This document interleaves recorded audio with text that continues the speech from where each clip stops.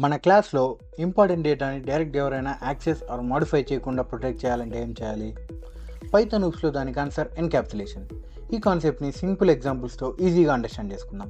Encapsulation అంటే ఏంటంటే డేటాని కానీ మెథడ్స్ని కానీ ఒకే సింగిల్ క్లాస్లో వ్రాప్ చేసి ఎవరు డైరెక్ట్గా యాక్సెస్ చేయకుండా ప్రొటెక్ట్ చేయడాన్నే ఎన్క్యాప్సులేషన్ అంటాం. సో ఈ యాక్సెస్ చేసే దాంట్లో 3 టైప్స్ ఉంటాయి. ఫస్ట్ది పబ్లిక్ యాక్సెస్.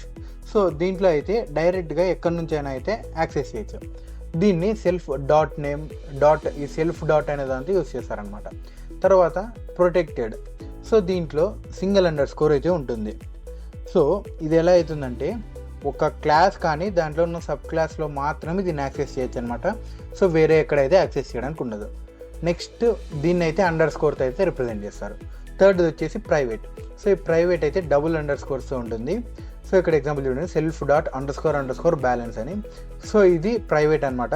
సో దీంట్లో ఏదంటే డైరెక్ట్గా యాక్సెస్ చేయడానికి ప్రివెంట్ చేస్తుంది. ఇఫ్ ఎవరైనా అలా యాక్సెస్ చేయడానికి అయితే చూస్తే దీంట్లో నేమ్ మ్యాంగ్లింగ్ మెకానిజం అనేది ఒకటి ఉంటుందన్నమాట. సో అది యూస్ చేసి యాక్సెస్ చేయకుండా అయితే చేస్తుందన్నమాట. సో ఇప్పుడు ఎగ్జాంపుల్ చూసుకుంటే బ్యాంక్ అనే క్లాస్ క్రియేట్ చేసాం.